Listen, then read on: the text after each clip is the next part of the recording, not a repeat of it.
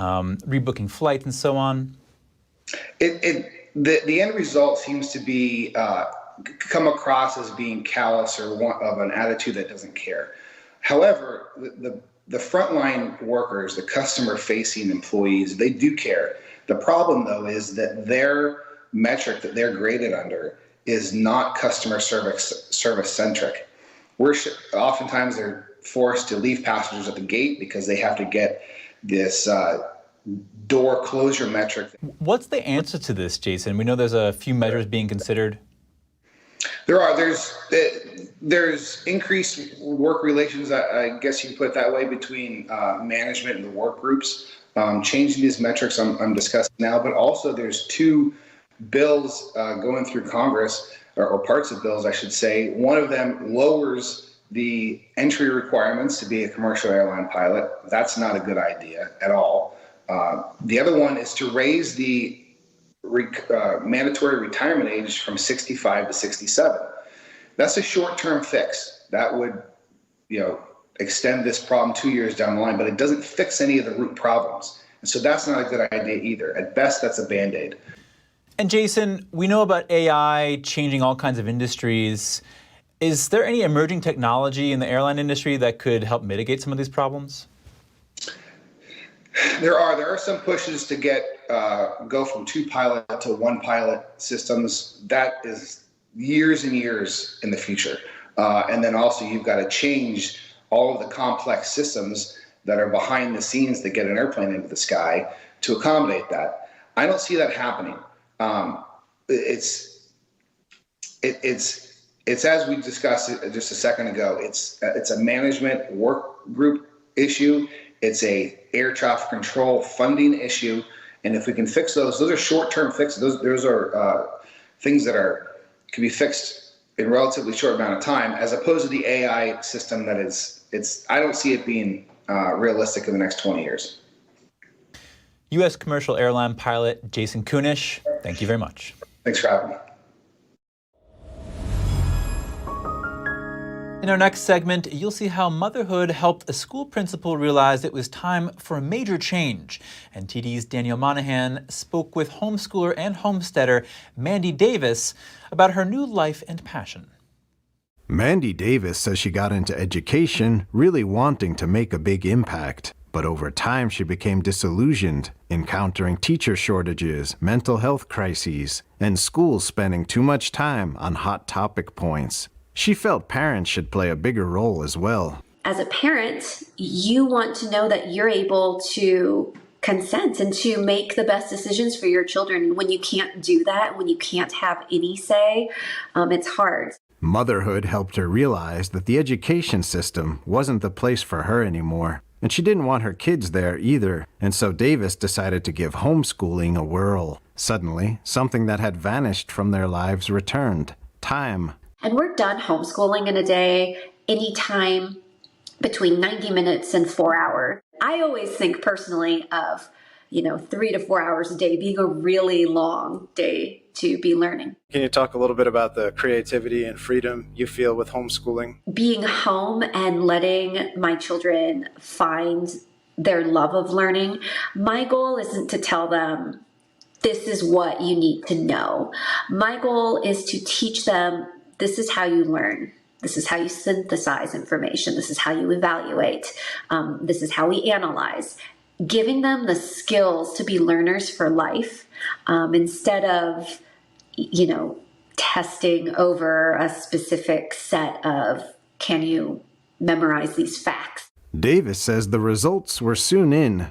My kids' confidence have gone skyrocketed. I've watched them become confident learners. I've watched their autonomy in learning grow. I've watched them have time to connect better to nature and their creative side, simply because we have more time. Being outside and not being within 4 walls has been very important to us. And how do you solve the need for community for the children? Building community is so much easier when you're homeschooling because you have the time. Davis and her family aren't just homeschooling, they're also homesteading. This has been something that we're able to do and learn together. And just learning the self-sufficiency has been amazing. We have, 4 goats, 16 chickens, 4 dogs, 2 cats, and we're just out here, and 5 ducks now. And we're just out here learning about them and learning about our garden and growing food and raising food. And You can check out Davis's blog at homebuildeducation.com and her Instagram at homebuilteducation. Daniel Monahan, NTD News. The U.S. Commerce Department blacklists 2 Israeli-owned companies. It says they've been involved in major cyber attacks. More in just a moment, here on NTD News Today.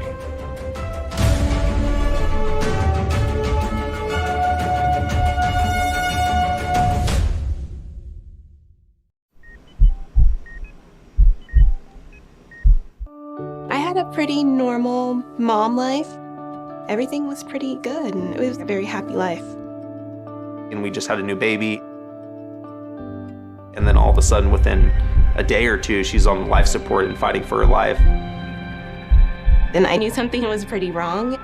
A little less than a week after I came home, I couldn't breathe. That's when we decided to go to the hospital. I was given the diagnosis that I had peripartum cardiomyopathy, which is basically a pregnancy-induced heart failure. They told me my only chance was a heart transplant. And the American Heart Association helped make that possible. Their research helped save me. This could not happen without monthly donations from friends like you. Your sustained support helps fund life-saving research that leads to medical breakthroughs, like those that gave Jen a second chance at life. Heart disease is the #1 killer in America, and we urgently need your help to save lives. Go to helpheart.org or call now to become a monthly donor today. Your donation of only $19 a month, just 63 cents a day, will make a difference through prevention, early detection, treatments, and cures that help save lives. I am very thankful for the American Heart Association. I'm grateful for just every day that I get with my children. Please go to helpheart.org or call now with your donation of just $19 a month. Join our community of monthly donors, and you'll get this limited edition t-shirt you can wear to show you're helping save lives. One simple act today can save your life or the life of a loved one. So please, call or go to helpheart.org now to help save lives.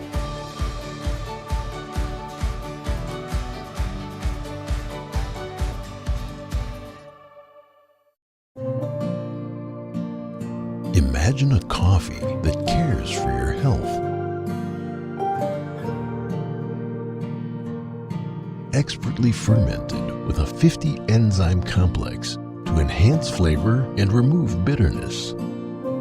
Small batch roasted to a decadent medium dark, resulting in a brew that is gentle on digestion, low acid, and up to 90% less caffeine than regular coffee.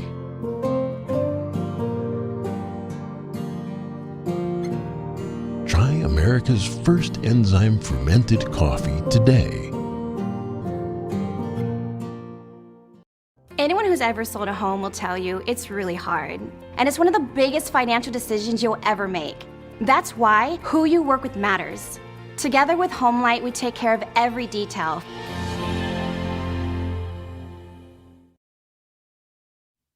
Welcome back. A hacker was able to gain access to cosmetics company Estée Lauder's internal system. The New York-based company did not say when the hack was first discovered. Estée Lauder released a statement on July 18th. The company says once it became aware of the incident, it took down some of its systems and began an investigation with third-party cybersecurity experts.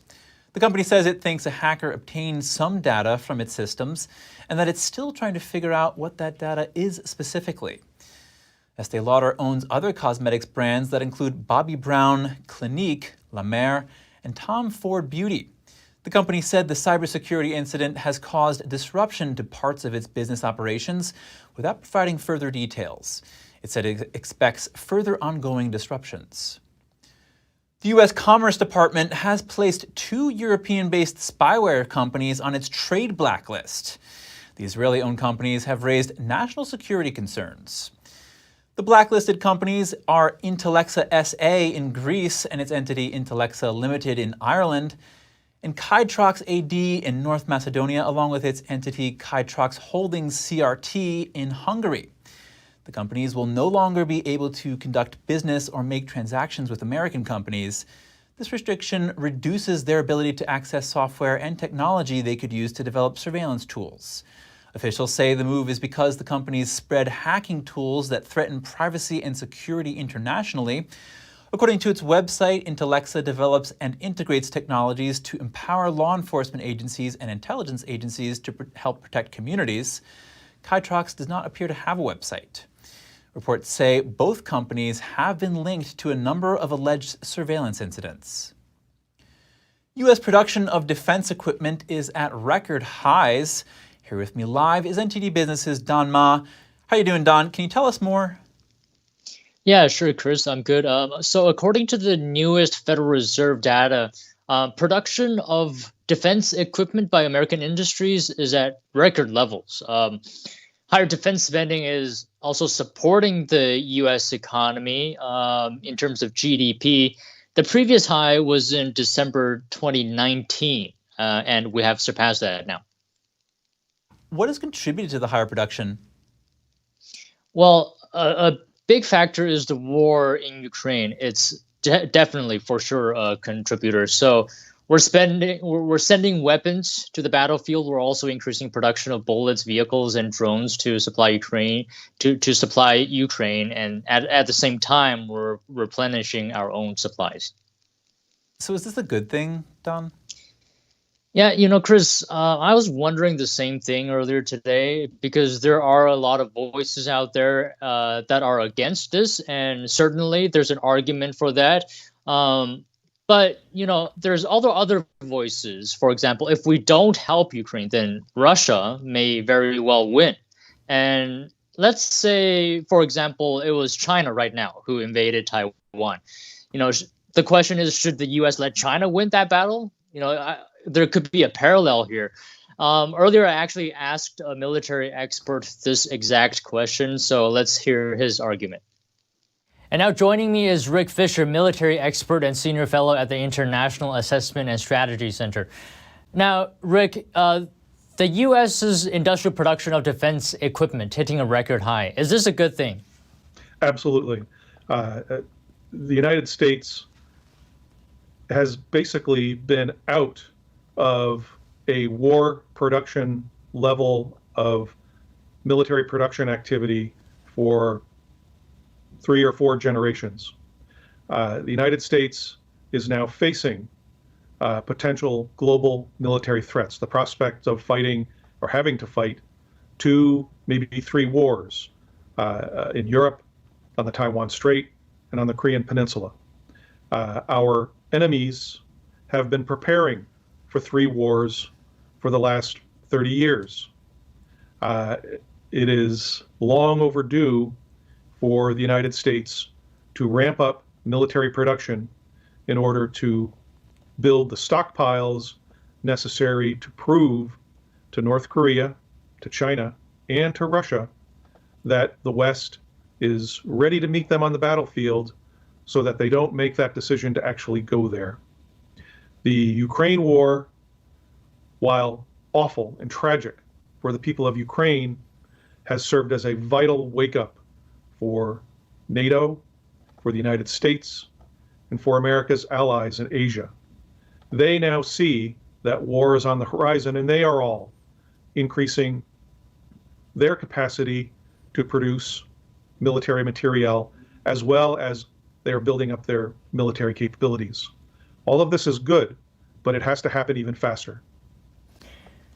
Now, there's another dynamic to this. The war in Ukraine, in large part, is contributing to this increase in production of defense equipment. And the U.S. is providing aid to Ukraine, so that means we're giving away these weapons to Ukraine. So let me get your comments on this dynamic. Is it still a good thing when we're giving these weapons away? Well, it's far better to give weapons to Ukraine than to give them our young men, young women. And if we do not prevail in Ukraine, if Ukraine is not able to remain free, Russia is going to start more wars. China is going to be tempted to start wars.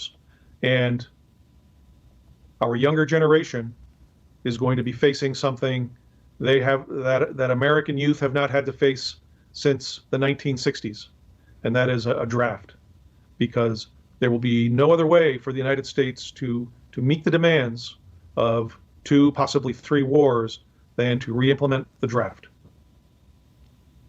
Now, the worry is, though, is this depleting U.S. stockpiles? What are your thoughts? Well, absolutely, it is. But again, this is the choice that is forced upon us. We either help Ukraine materially and help them fight their war by themselves, or we get in the act. We donate, if you will, the lives of our young people.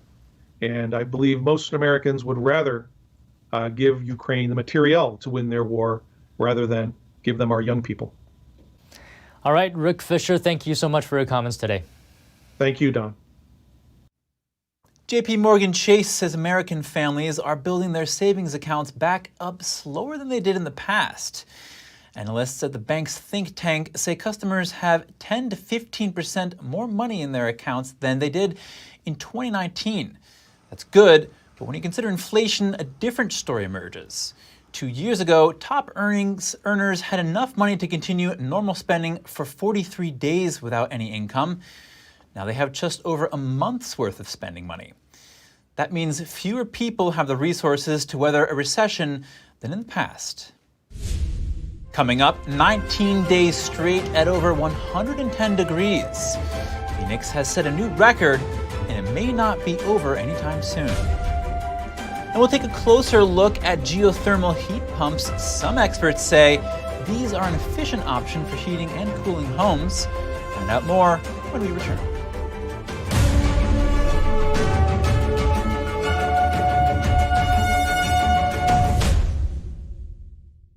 24 years of oppression. This July 20th marks another year of persecution of Falun Gong adherents in China. Must demand that China end this practice. Watch thousands of people commemorating the victims this anniversary. Join us live for NTD's live coverage of the 2023 parade to end the persecution of Falun Gong.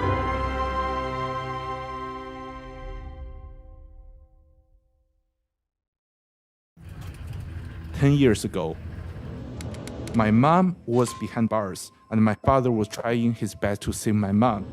10 years later, my father is behind bars. My mom and I are trying our best to save my father.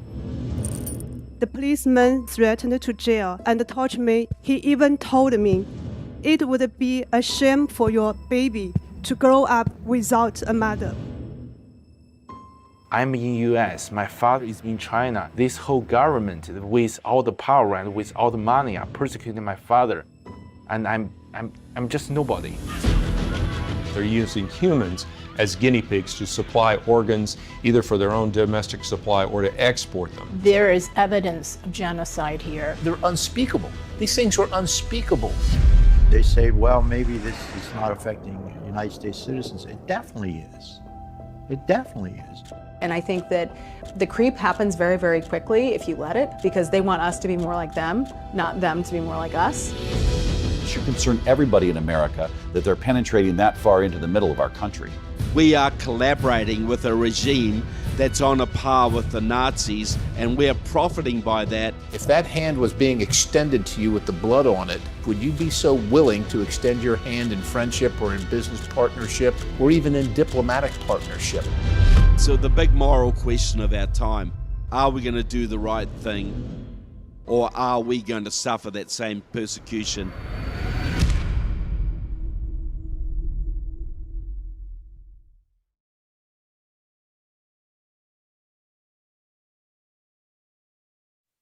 Welcome back, everyone. The city of Phoenix, Arizona broke a heat record yesterday from almost 50 years ago when temperatures reached above 110 degrees for the 19th straight day. Some said it felt like opening an oven. Here's the story. Temperatures above 110 degrees Fahrenheit might not be the ideal conditions for a hike, but Amit Bagoji and his friend are still out on the trails near Phoenix, Arizona anyway. They're among the few braving heat that broke records on Tuesday, and it sounds like they won't be doing so for long. It's like you open an oven door and it's the heat wave, like when you open like an oven, that's what it feels like, exactly what it feels like. People have been sweltering in the city's scorching heat since June the 30th. In recorded history, Phoenix hasn't seen this many days in a row of temperatures above 110 degrees. The last time it came close was 1974, almost 50 years ago. In case some were unaware, billboards across the city advertised the soaring temperatures. Those were 112 degrees at just after 1 p.m. local time, but soared as high as 118 hours later, according to the National Weather Service. Tom Frieders is the warning coordination meteorologist at the service's office in Phoenix. He says there's no indication of the record heat abating anytime soon. The forecast continues to call for temperatures from 115 to 120, continuing to expand across the region through the end of the week and possibly into the weekend. So we're in this for quite a while yet, and again, it's that prolonged heat that becomes more serious. The Arizona Public Service said in a release on Monday that electricity demand has soared to an all-time peak for a second week in a row, thanks to demand from air conditioners. It mirrors similar trends in Texas and elsewhere, as a massive heat dome parked over the southern and western United States keeps large numbers of Americans under extreme heat advisories. It is pretty expansive and abnormally strong for even this time of year, and so the impacts are being felt by millions and millions of people across the country. The record-breaking heat is just one part of the unusual weather being experienced across the US. Air quality is poor in many areas, including Rapid City in South Dakota, as smoke from Canadian wildfires wafts across the border. A tropical storm is also hitting Hawaii. Scientists say such extreme weather events are likely to become more commonplace. Air source heat pumps are trending, but some experts say geothermal ones are an even more efficient option. Geothermal heat pumps use underground temperatures instead of outdoor air. NTD's Andrew Thomas has the latest. A family in Cortland, New York is installing a geothermal heat pump. More than 1/3 of all U.S. energy consumption is from heating and cooling homes and buildings. We are the first, I would say, we are the harbingers in this area to go in for geothermal. Nobody else, none of our neighbors or friends have done this. So they're all looking up to us to see how the performance is going to be. Dandelion designs, installs, and maintains its own systems in New York, Connecticut, and Massachusetts. The company is currently working on a partnership with Lennar Corp, one of the largest home builders in the country. Future homes could potentially be built with geothermal instead of natural gas. Geothermal is evolving rapidly. We are seeing it go into much more urban spaces. So right now there are several New York City housing projects that are switching over to geothermal because it's cost effective.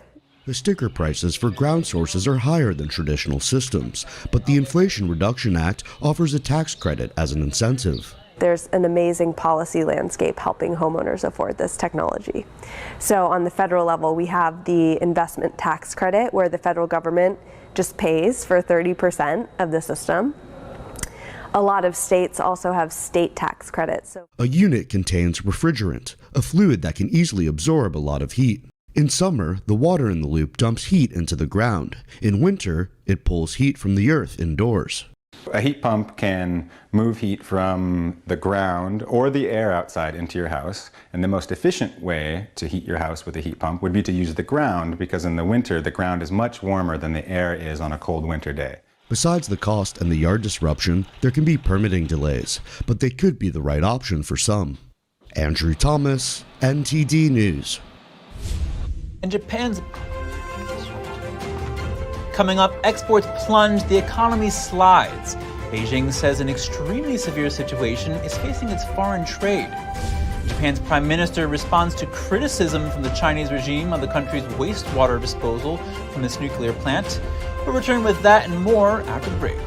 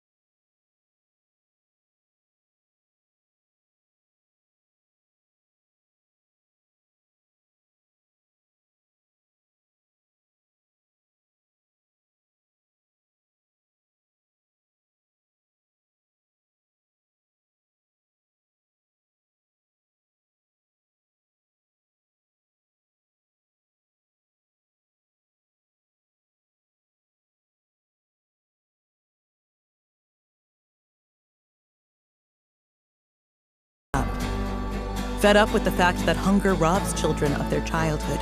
Fed up with the lack of progress. Fed up with the injustice. Help us brighten the lives of children all over the world by visiting getfedupnow.org. For as little as $10 a month, you can join Save the Children as we support children and families in desperate need of our help. Now is the time to get fed up and give back. When you join the cause, your $10 monthly donation can help communities in need of life-saving treatments and nutrients. Prevent children from dropping out of school. Support our work with communities and governments to help children go from short-term surviving to long-term thriving.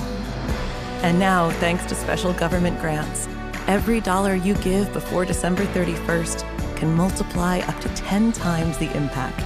That means more food, water, medicine, and help for kids around the world.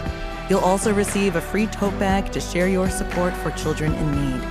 Childhood without food is unimaginable. Get fed up. Call us now or visit getfedupnow.org today. Celebrate the power of food and fun on Ganjing World, the fastest growing online platform. You could win up to $1,000 in cash by sharing videos of memorable meals, recipes, or ideas for dinner parties. Upload your videos using the hashtag #MealTimeTogether through July and August for a chance to win up to $1,000. Enter now.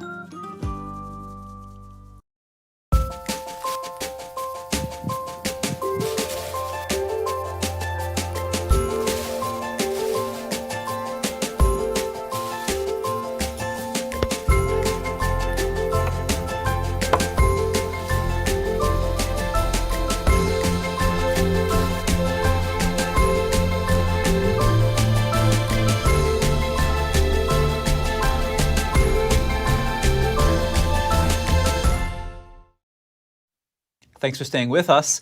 The Biden administration is suspending funding for the Wuhan Institute of Virology. That follows a months-long review that determined the Chinese Research Institute was not compliant with federal safety regulations. The Department of Health and Human Services is also barring the Wuhan Institute from doing business with the federal government going forward. The lab has not received funding from the National Institutes of Health since July 2020. The facility plays a central role in theories that the COVID-19 pandemic may have originated from a lab leak there in 2019, but investigators have yet to reach a definitive conclusion on where the coronavirus originated. How's China's economy doing in real terms? When it comes to foreign trade, Beijing's Ministry of Commerce acknowledged that the situation is extremely severe. Since the beginning of this year, the external challenges faced by foreign trade have indeed increased significantly. China's exports shrank last month at the fastest pace in 3 years. Authorities said the country's non-financial outbound direct investment was up more than 20% in the first half of the year, but actual use of foreign capital fell nearly 3% from a year earlier. Policymakers are dealing with export controls from the West, plus falling factory activity and rising unemployment at home. Officials said they will face a severe and complex external environment in the second half of the year. The Japanese Prime Minister is defending the plan to release wastewater from a nuclear plant that was hit in the 2011 tsunami. The Chinese regime is the biggest critic. We will give the international community a detailed explanation of our country's efforts with a high degree of transparency. I strongly urge the Chinese side to engage in a debate based on the scientific evidence. Kishida told reporters that the International Nuclear Energy Agency concluded that Japan's plan to release the water into the Pacific Ocean is in line with international safety standards. The water was treated with advanced liquid processing system methods to make it safe. The Prime Minister was speaking in Qatar on the final leg of a Gulf tour focused on securing energy supplies and promoting Japanese technology. Japan is set to start releasing more than 1 million metric tons of water from the wrecked Fukushima power plant this summer. The Chinese regime has emerged as the most vocal of those critics, saying the plan would endanger the environment and human lives. As Tokyo plans to discharge the treated wastewater into the Pacific, some restaurants in Hong Kong are busy finding substitutes for Japanese seafood. Now the city is considering whether or not to ban fish and shellfish from the area. NTD's Andrew Thomas has today's catch.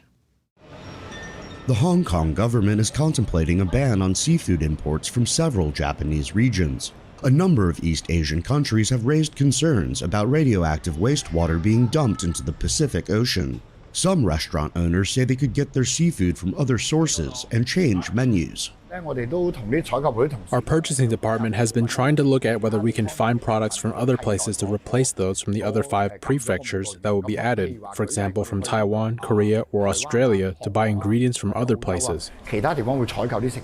Hong Kong was Japan's second biggest market for seafood exports after mainland China. The financial hub purchased $546 million worth of products from the country last year. If there's really the release of the wastewater and an import ban on some prefectures, it will be very hard to find anything to replace Japanese oysters. There's nothing we can do about it. We could try to find oysters from other prefectures or change to other countries. The city's Japanese restaurants could find substitute seafood products, but it could hurt their reputation.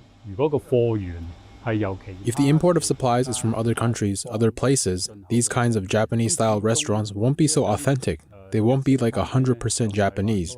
They'll seem more like fusion-style restaurants. The image and business of these restaurants will definitely be affected. A massive earthquake and tsunami in 2011 destroyed the Fukushima nuclear plant's cooling systems. 3 reactors melted down, releasing large amounts of radiation. Japan plans to soon gradually release the slightly radioactive water after being diluted to what it says are safe levels. But some diners aren't too concerned. I often go to Japan, and so I'm not that worried. I'm here now in a Japanese restaurant.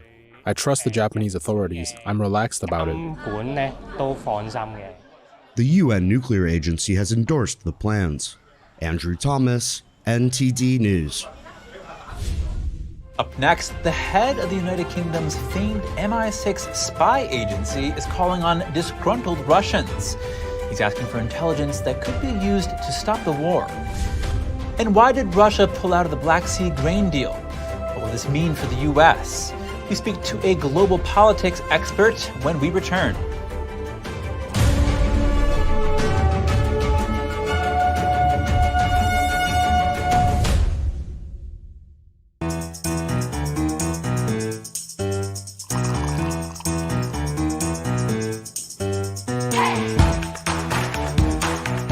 I'm Evelyn Lee. And I'm Kevin Hogan. The stories that need to be told, the voices that need to be heard, the truth that you need to see. Get unbiased and in-depth news. Don't miss a beat. I'm Stephanie Cox. At NTD, we're here for you. Thanks for staying with us. The head of Great Britain's MI6 intelligence service invites Russians frustrated with the war to provide intelligence. He says it will help end the war. Many Russians are wrestling with the same dilemmas and the same tugs of conscience as their predecessors did in 1968. I invite them to do what others have already done this past 18 months and join hands with us. Our door is always open. We will handle their offers of help with the discretion and professionalism for which my service is famed. Their secrets will always be safe with us. And together we will work to bring the bloodshed to an end. It was a rare public speech by the head of British intelligence. Moore said Russians may be moved to cooperate with MI6 due to what he called the inexorable decay of President Putin's government. He said this was shown by the Wagner Group's mutiny in June, saying Wagner leader Yevgeny Prigozhin was utterly created by Putin, but still turned on him. He also said if Russian mercenaries could mutiny against their own government, they might do the same in African countries where they were posted, adding Russia had no interest in peace and stability in African nations. Russia announced on Monday it would exit a deal that permits shipments of grain out of Ukraine via the Black Sea. How will this move impact the world and what's being done about it? We speak with President of the International Strategic Studies Association, Gregory Copley, to find out. Gregory Copley, thank you for joining us. Pleasure to be with you. How will the cancellation of this deal affect the U.S.? Well, it will affect the U.S. in that grain prices around the world are going to go up as supply is tightened. That's already a problem in the United States, where we see rising food prices because of problems in the agricultural sector. So it's going to be a problem around the world. Rising grain prices globally are going to hit economies and hit the low-income populations of most countries. What about developing nations, say in Africa? They've already experienced the first blows of the grain and fertilizer shortage because of the shipments coming out of Ukraine and from Russia. As a result, a lot of African nations, but particularly Nigeria, have taken alternate steps. In Nigeria, they're using their vast energy industry to convert a portion of it to fertilizer production so that the country will be far more independent in future in the production of foodstuffs from using local fertilizers. But it is going to have an impact, as I say, everywhere because of the short-term fluctuations in availability and, of course, the resultant increase in price. And how will this impact the Russia-Ukraine war itself? Well, it's shown that Russia has really had its gloves on during much of this conflict. The grain deal didn't really help Russia. It allowed Ukrainian vessels to leave harbor and export through the Black Sea. And Russia got nothing in return for that. Quite the contrary. We saw the Ukraine government press its advantage and actually work against Russia. There were no compromise. This wasn't part of an overall amelioration of relations or a step toward ending the war. And Gregory, what does Russia want out of this deal? What does Russia want out of the deal? It doesn't have a deal. That was the whole point. It signed up to the protection, if you like, of Ukrainian grain and fertilizer exports in the hope of being seen to be moderate and working towards a negotiated end of the war. They hoped to be seen as reasonable partners in resolving this dispute, but clearly that's been disregarded.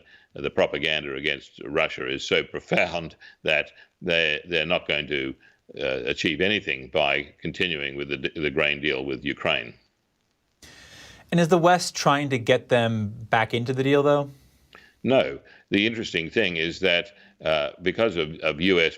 pressures, and particularly because of propaganda throughout Western Europe and the Western countries, there's no effort at all to get Russia into negotiations. The only leaders that have tried that have been France, because of the Normandy Accords, which formally has Russia, Ukraine, and France as co-negotiators for over any dispute, but that's failed. And largely, we see that President Zelensky, who's winning the tactical war but has no strategic depth or resources of his own, keeps thinking, well, he can just keep squeezing this whole conflict out further and further, even though there's no real strategy on the side of the West to end this war at all. Gregory Copley, thank you for joining us. Thank you. When we return, we'll meet the man who calls himself the Sausage King of Chicago. Find out how he brings a smile to everyone around him. Details to come on NTD News Today.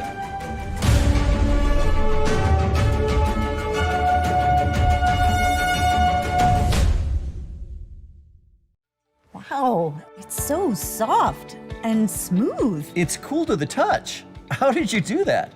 Well, we took MyPillow's patented fill and combined it with this new technology that we didn't have back then when I invented MyPillow to bring you the best pillow in history, MyPillow 2.0. Because of all of you, MyPillow 2.0 has been a huge success. And now we're bringing you our best-selling Go Anywhere MyPillows with the same temperature regulating technology. Made with my patented adjustable fill and brand new cooling fabric, they're truly the next generation of MyPillow. So go to MyPillow.com or call the number on your screen. Use your promo code to save over 60% on our MyPillow 2.0 4-pack special. You'll get 2 MyPillows and 2 Go Anywhere MyPillows Regular $259.92, now only $99.98. King size just $10 more. This is a limited time offer, so please order now. Stay tuned to get 2 rolls of alien tape free. You wouldn't stick your mother-in-law on the wall, but you could with alien tape. It just sticks. Just peel and stick to make anything stay in place quick. Brick, pavers, marble, tile, plastic, even leather. Nothing works better than alien tape. You wouldn't stick your fishbowl on a moving car, but you could with alien tape. The secret is nano-stick technology that grabs and locks on to secure one side of the surface to the other. Alien tape secures in seconds, then twist, pull, and rinse to reuse. Call or go online to get your first roll of alien tape for just $19.99, plus shipping and processing. But to make this deal really stick, we'll give you 2 more rolls absolutely free. You get 3 rolls of alien tape for one low price. Order now. To order, call 1-800-490-1364 or go to tryalientape.com. So call 1-800-490-1364 or order online at tryalientape.com. 2023, the 10th NTD International Classical Chinese Dance Competition aims to promote the traditional art of classical Chinese dance. From September 4th to 7th, top dancers from around the world will compete in skill and showcase talent at the Sugarloaf Performing Arts Center in New York. The Gold Award is $10,000. Apply now at dance.ntdtv.com.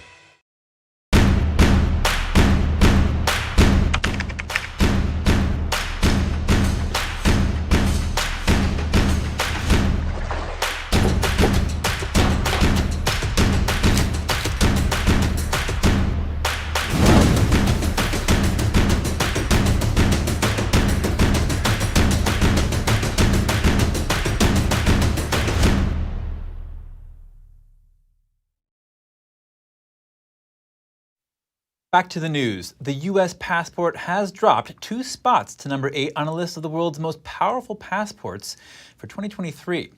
The ranking is by London-based firm Henley & Partners. The Henley Passport Index measures global travel freedom in terms of how much visa-free and visa-on-demand access to the world different citizens enjoy. Japan was in the top spot for 5 years, but has been knocked down into 3rd place, with Singapore as the new title holder. Singapore citizens can visit 193 destinations out of 227 around the world visa-free. Germany, Italy, and Spain have all moved up into 2nd place with visa-free access to 190 destinations. Japan and South Korea share the number 3 slot with Austria, Finland, France, Luxembourg, and Sweden, each with access to 189 destinations. The United Kingdom has jumped 2 rankings to number 4. The US and UK jointly held the number 1 spot back in 2014. Sausages aren't often in the spotlight, but this next story may change that. NTD's Daniel Monahan has more on a charismatic salesman who cheerfully sells cured meats out of his truck at bars and pubs. Army veteran Joe Pearl is a mobile meat merchant. He has been a fixture in Chicago and other parts of the Midwest for half a century. People call him G.I. Joe based on his time spent in the military. Pearl values having a good laugh with people and gets a kick out of them calling his emergency sausage number when they run out of his products. So I love my job, I love what I do, and I'm good at what I do. And I want to make people happy. I want to put a smile on their face. He regularly works 16-hour days in his lifelong journey to share meat with the masses. His father was also a traveling sausage salesman, so he's carrying on a family tradition. Pearl may very well be the last of a dying breed of mobile meat merchants. I've been doing it for about 50 years. So it's in me. When I go, that's going to be it. My kids are doing other things. Pearl says it's the little perks that make it all worthwhile. I'd walk in a place, people would yell and scream, "The sausage man's in here!" And that's it. I would get the place, they're sitting on the bar stools or whatever, then I'd get the whole place excited. G.I. Joe can be found on any given day at a Chicago bar near you, ready to put good food in your belly and a smile on your face. Daniel Monahan, NTD News. Stomach pain can strike at any time. What could be causing it? We consider one factor often overlooked: Here's NTD's Gina Marie with Strong Mind and Body.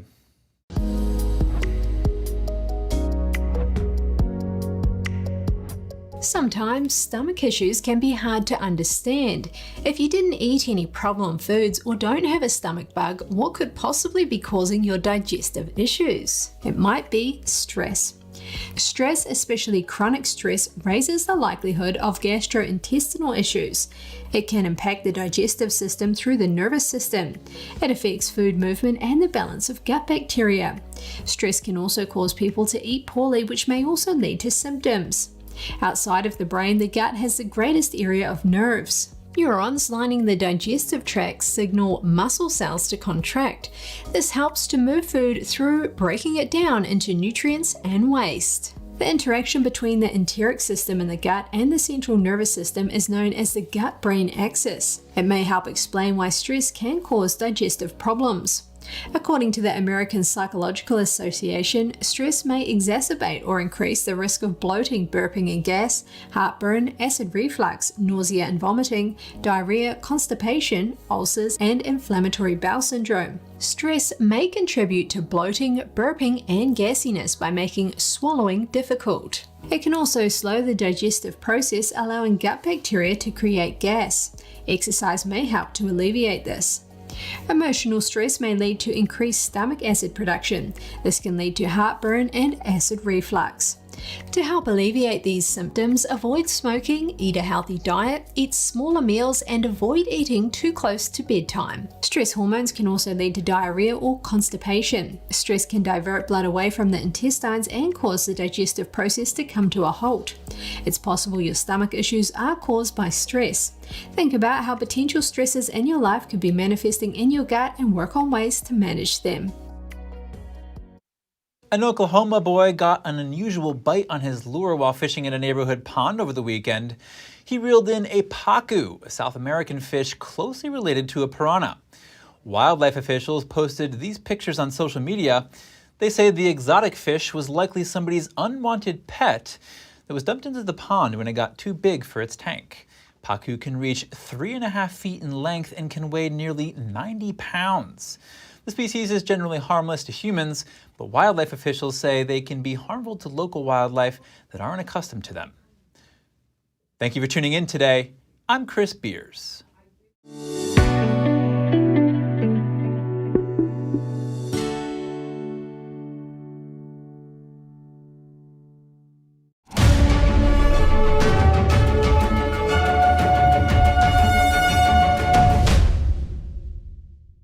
Thanks for watching us on YouTube. Did you know YouTube only keeps selective videos on its platform? So if you want to make sure you get the full picture, just subscribe to our newsletter.